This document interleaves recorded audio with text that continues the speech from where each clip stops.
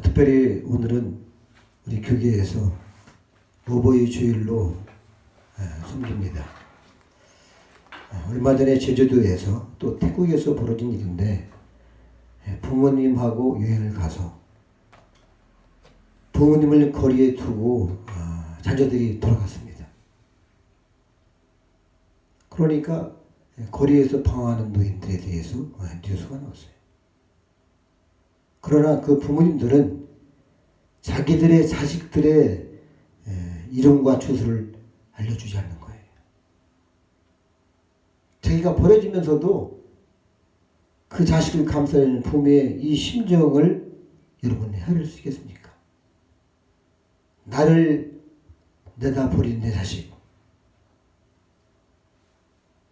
이렇게 폐역한 놈이 누구요 하고 결코 밝히지 않습니다. 끝까지 자식들의 미래를 다 생각하면서 입을 열지 않는 거예요. 이것이 근래의 우리나라의 현상입니다. 오늘날 젊은이들이 부모를 공경하지 않는 이유는 어떤 것일까? 제가 곰곰이 생각을 해봤습니다. 먼저 옛날에는 삶의 모든 지혜와 지식을 부모님한테 다 배웠어요. 부모님이 바로 스승입니다. 부모님이 모든 일에서 자녀보다 우월했고 하나에서 열까지 모든 것을 다 본보기로 가르쳤어요. 오늘날에는 그렇습니까? 물론 부모한테 배웁니다마는 학교에서 또한 사회에서 스스로 지식을 익혀나갑니다. 급변하는 사회 모든 분야에서 부모는 오히려 뒤떨어지고 무지하고 때로는 무식하다 이렇게 말씀드릴 수 있겠죠. 그러나 부모가 자식이 보이기에는 무능하게도 그 생이 못마땅하게 느껴지기도 합니다. 그런데 존경한 마음이 생기겠습니까? 자기들이 잘났다고 하는데. 옛날에는 기업과 기술의 삶의 모든 것을 부모한테 다 전통으로 내려받았고 또 물려받았습니다. 목수는 그 아들에게 목수의 직업을 가르쳤고 그 생을 있게 하며 농부는 농부 그 아들에게 농사법으로 땅을 기업으로 물려주고 그러니까 말하자면 절대적 부모가 모든 것을 다 이렇게 물려줘야만이 되는 것이에요. 그래서 장남한테는 2배 나머지는 똑같이 이렇게 나눠줬죠. 그래서 부모를 전적으로 의존했고 받아들였습니다. 근데 요즘은 그렇습니까? 집을 떠나야만 자유로운 것 같고 부모들이 하는 말은 좀 구태라고 옛날 방식 같고 맞지 않는 것 같고 시대에 뒤떨어지는 안 하려고 같고 도저히 안 맞는 것이죠. 심지어 요새는 부모의 체면을 생각해서 그냥 살아주는 사람들이 있다고 그래요. 자식들이 나가고 싶은데 이것은 또 하나는 바로 이것이 극단주의 극단적인 개인주의 그런 것이 이 땅에서 팽배해서 그렇겠죠. 이런 사회에서 공동체의식이 아주 희박합니다. 혼자서 무엇이든지 다 할 것 같고 혼자서 해도 다 될 것 같습니다. 구태여 다른 사람을 생각할 필요가 없기 때문에 부모에 대해서도 차열이 소홀해집니다. 성경이 이렇게 말씀합니다. 내 부모를 공경하라. 이것은 명령이다 그랬어요. 오만 계명입니다. 1계명부터 4계명까지는 하나님을 공경하는 것이고 5계명부터 10계명까지는 사람을 이웃처럼 사랑하는 것이 첫 번째 계명이 내 부모를 공경하라 해요. 이 계명에 하나님의 사랑이 있고 하나님께서 우리에게 축복하신 길이 있다고 성경은 말씀하고 있어요. 에베소 6장 1절 2절 보면은 그렇게 말씀하고 있습니다. 주 안에서 순종하라. 내 아버지와 어머니의 공경하라. 이는 내가 땅에서 잘되고 장수하겠다. 하나님의 약속 있는 첫 계명입니다.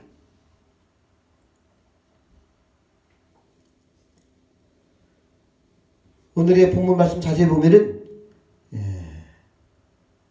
예수님의 말씀 부모를 섬기지 아니할 아무런 이유도 없다는 겁니다.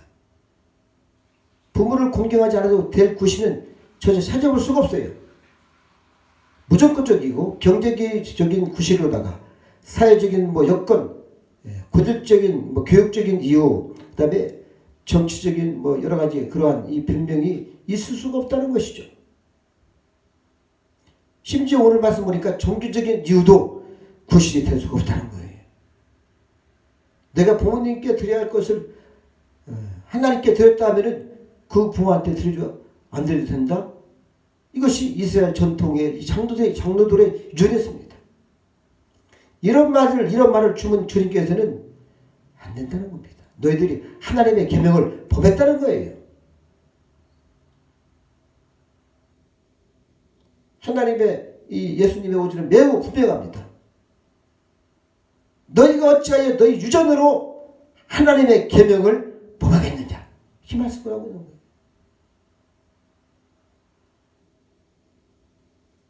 부모를 공경하는 일은 심지어 하나님의 사업을 위해서는 변면육자 구실이 될 수가 없다는 것을 예수님께서 지금 말씀을 하고 있는 거예요. 오늘 특별히 오보주일 성김입니다. 그래서 제가 1년에 딱 한 번 이 설교를 오늘 하기로 했어요. 성경에서 부모에게 불순종하는 자식을 그러면 어떻게 말씀을 하고 있는가? 성경은 엄청난 엄한 말씀을 하고 있습니다. 반드시 죽일 진단했어요.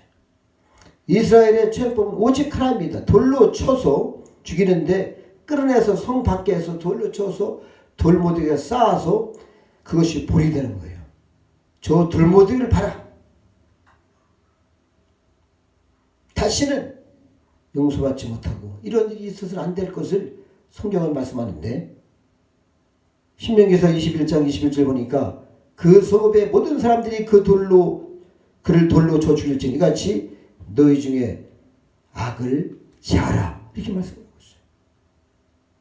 이유가 없어요. 그렇다면 어떤 죄에서 이 같은 심판을 내립니까? 먼저 출애굽기 21장 15절 보면은 자기 아비나 어미를 치는 자는 반드시 죽여라 그랬어요.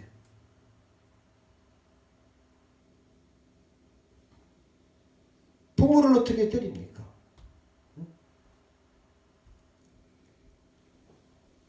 이것은 천륜을 버리는 거예요. 두 번째는 신명기서 21장 18절인데 그 아비의 어미의 말을 순종하지 아니하고 부모가 징책하여도 듣지 아니하거든 하면서 반드시 그를 모든 동네 분들이 나와서 돌로 쳐 죽이는 겁니다. 엄하게 말을 하고 있어요, 성경에서.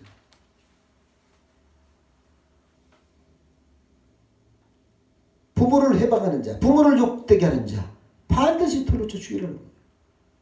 여러분, 이것이 보통 말씀입니까? 신명기서 21장 18절부터 21절까지 이 말씀이 쫙 기록이 되어 있어요. 율법으로다가. 오늘도 우리가 마태복음 15장 1절부터 10절 말씀에 보니까 주님께서는 이 신명기서 말씀을 그대로 인용을 해서 말씀을 하고 있어요. 예수님께서 친히 인용하신 만큼 확고한 계명이요 말씀이고 권위에 있는 하나님의 말씀입니다. 할렐루야. 그러면 공경이라는 말이 무엇인가 이거죠. 공경은 하나님을 경배하는 단어하고 똑같습니다. 똑같은 거예요. 우러러 높이 우러르는 그런 마음입니다. 존경하고 사랑하는 마음입니다. 여러분, 친구 간에 부부 간에는 동등한 자격으로 서로 사랑하죠. 그것을 친애다, 사랑이라 표현할 수 있겠죠. 그러나 공경은 높이는 마음인 거예요. 다시 말하자면 수직적 긍휼 사랑에 대한 응답이 바로 이 사랑입니다. 부부를 공경하는 마음. 이미 사랑을 받은 데에 대한 감사와 고마움과 경건을 합쳐서 응답하는 자녀의 부모에 대한 그러한 이 마음, 이것이 공경이다, 이렇게 말씀드릴 수가 있어요. 여러분 마르틴 루터를 통해서 종교 개혁자들은 네 종류의 부모가 있다 이렇게 말씀을 하고 있어요. 그것을 가르쳤어요. 첫 번째가 너를 낳아준 부모가 첫 번째 부모다. 두 번째는 영적인 부모가 있습니다. 그렇죠? 쉽게 말해서 교육자, 목사가 영적인 부모다. 세 번째는 내게 지식을 공급해 주시는 아버지가 있습니다. 선생님도 될 수 있고 사부가 될 수 있죠. 이분이 너희들 스승이라는 것이죠. 또 네 번째는 정치가 쉽게 말해서 나라의 어른을 갖다가 아버지다 이렇게 부르라고 했어요.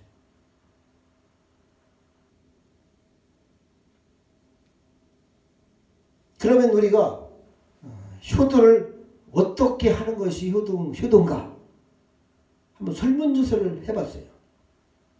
응답한 60%가 뭐라고 했냐면은 효도란 부모의 속을 상하지 않게 하는 것이 효도다. 이것이 가장 많은 대답을 했다고 합니다.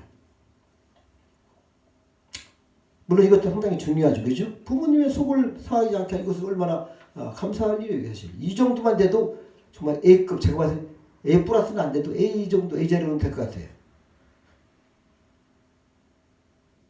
또 6.2%가 부모를 극진히 섬겨야 된다. 이거 효도라고 했어요. 여러분은 어느 범위에 속합니까? 내 부모를 공경을 하는 말씀인데 이 말씀은 존경을 겸손하고 특별히 부모의 존재와 그 은혜의 희생과 수고를 인정하는 거기서부터 시작이 되는 겁니다. 이게 부모의 수고를 인정을 해야 되는 거예요.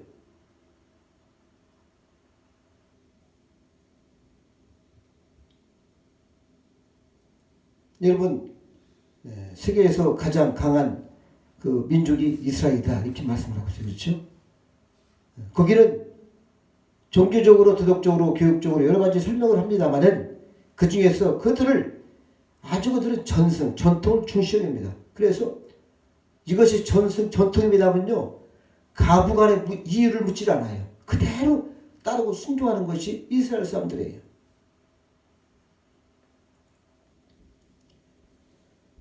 이만큼 부모에 대해서는 그들은 전통적으로 아주 경건하게 그렇게 섬기고 있습니다.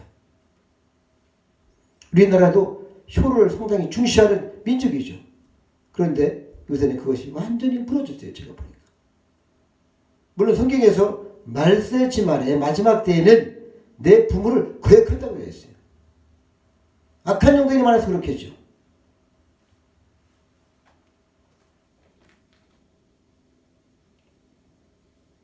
여러분 정말 진정으로 부모한테 효도하고 싶은 마음이 있는 얘기죠.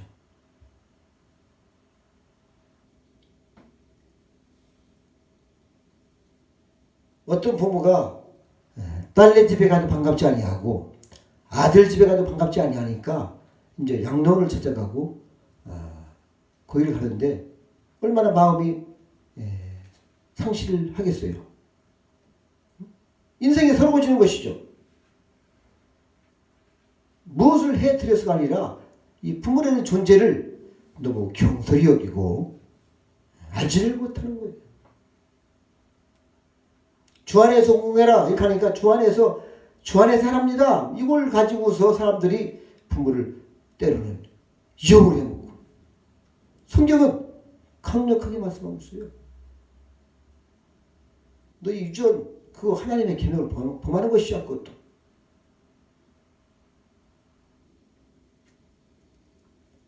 부모님의 선하심을 인정하시기 바랍니다. 부모님의 말씀은 사실은 언제나 선하죠. 왜냐하면 설령 자기 자신은 악할지라도 자식에게는 착하기를 바라고 자신은 실패했더라도 자식들은 정말 성공하기를 바라는 것이 부모예요. 그리고 자식은 자신만큼은 정말 거짓하고 인생 잘못 살아서도 자식들은 진실을 하게 살아가기를 바라는 것이 부모님의 마음이고 그렇습니다. 그래서 뉴턴은 이런 말씀을 했어요. 부모는 세상에서 하나님을 대신하는 분이다. 이렇게 말씀을 했어요.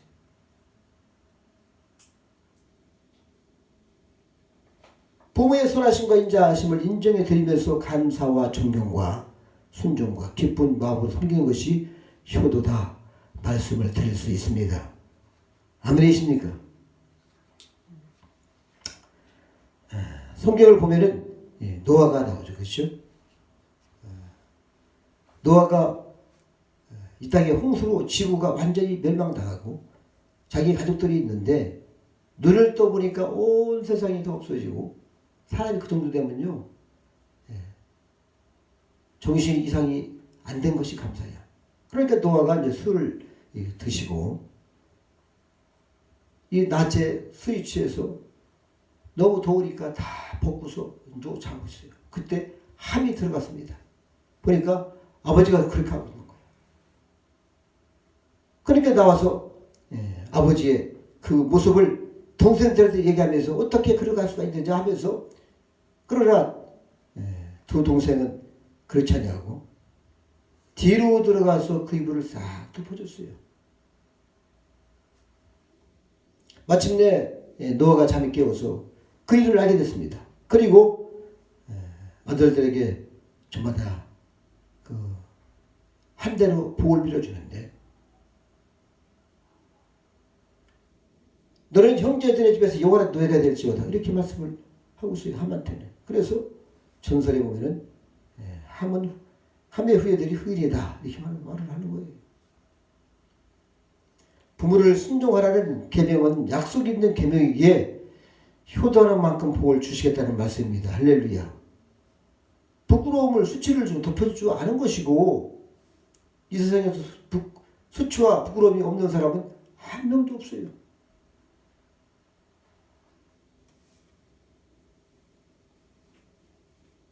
또 부모에 대해서 자랑을 해야 되는데 어떤 분들은 자기 어머니를 저 골방에 가둬두고 누가 오면 못 나오게 하는 거예요. 창피하다고. 그런 분들은 종종 저는 들어요. 있다고. 딴소리 하니까.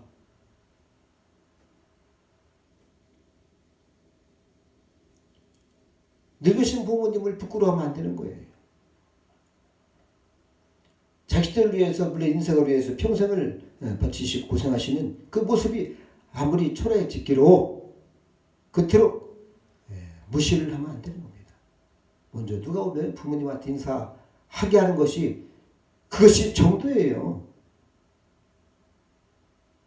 잠언 23장 24절에 그 이후 말씀을 하고 있습니다. 의인의 아비는 크게 즐거울 것이요 지혜로운 자식을 낳는 자는 그를 인하여 즐거울 것이니라. 의로운 자녀가 되게 되겠죠.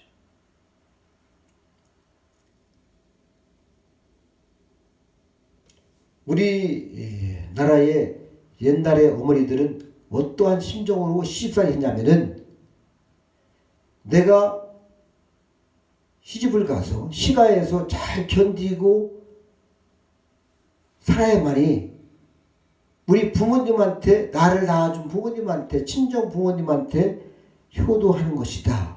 그래서 시집살이를 견딘 거예요. 좋은 며느리가 돼서 친정 부모님께 효도를 한다 그렇게 했어요. 여러분 우리가 버릴 건 버리더라도 이런 건 버리면 안 되는 것이죠. 내가 잘 살아야지 나를 길러주고 정말 양육하신 부모님께 대한 이것이 기쁨이 되지 않겠습니까? 조금만 먹어도 그냥 짐싸고 가버리면 못할 거예요.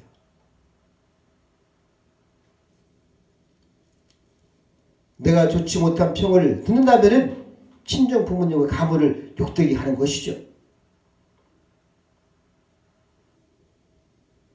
바로 이런 효도의 마음으로 인내하는 것이 우리네의 우리 대한 그러니까 우리 조선반도 사람들 옛날에는 전통이었어요. 이것이. 그래서 한 번 들어가면 거기서 살고 절대 헤어지고 그럴 것이 없었어요.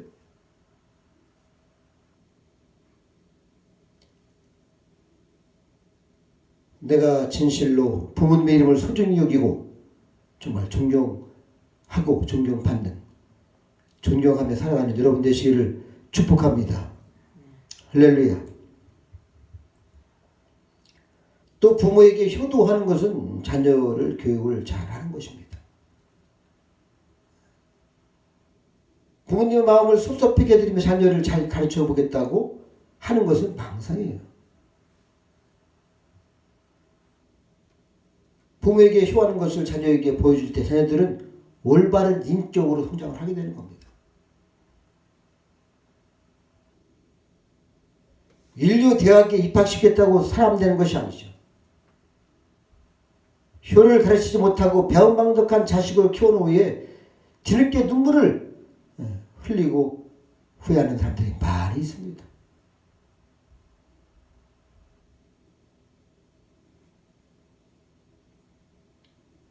옛 선조들은 부모를 위해서 자식까지도 희생시키면서 효도를 했어요. 당장에는 자식에게 손해가 되는 것 같아도 부모를 잘 모시는 것이 마침내는 자식을 잘 가르치는 것이다. 이것을 몸소 알아서 준 거예요. 지금은 거꾸로죠. 부모를 공경하는 데는 어떠한 구실도 없는 거예요. 또한 부모 공경하면은 형제 화목이 필수적인 거예요. 제가 그걸 생각해 봤어요. 저도 이번에 가서 우리 어머니 모시고 또 가니까 동생들이 와 있어요. 그래서 제가 밥을 사주고 왔어요. 다 대접을 하고 회도 사주고 그러고 왔는데 또 우리 장모님한테 전화를 드렸어요. 제가 이번에는 못 갔는데 다음 주에 내려가겠습니다. 했더니 엄청 좋아하시더라고. 형제가 불화하면 말이죠. 부모님의 마음이 아파요. 왜냐하면 내게는 서로 마음이 맞지 않는 형제라도 그 부모님한테는 소중한 자녀예요. 여러분 성경 보면은 탕자가 돌아왔을 때 우리 하나님 아버지가 얼마나 기뻐했습니까? 손을 잡고 옷을 다 씹히고 반지를 다 씻겨주고 신발을 다 씻기고 잔치를 그랬지 않습니까? 소중한 거예요. 그래서 우리는 부모님 입장에서 형제를 바라볼 때에 서로 사랑하고 존경하고 할렐루야 살찌는 되는 것이죠. 부모님을 순종하는 것 약속 있는 첫 계명입니다. 할렐루야. 그래서 성경은 심은 대로 거둔다고 분명히 말씀을 하고 있어요. 나 자신이 깊이 회개하고 신앙적인 효를 다하며 정말 하나님을 잘 섬기고 또 하나님을 잘 전하고 기도해드리고 부모 형제 간에 서로 의의 있게 잘 아름답게 살아가는 것이 이것이 하나님의 뜻입니다. 할렐루야. 그래서 우리가 진정한 회개를 하고 있다면 다시 한번 성경적으로 돌아가서 우리 부모들을 잘 섬기고 약속 있는 첫 계명대로 우리 하나님께서 주시는 네가 땅에서 자되고 장수하면서 이 땅에서 복을 받고 가정 가문이 정말 하나님의 아름다운 가정 가문으로 인쳐지는 그런 축복들이 있기를 축복합니다. 기도하시겠습니다. 아버지 영광과 존귀를 받으시옵소서.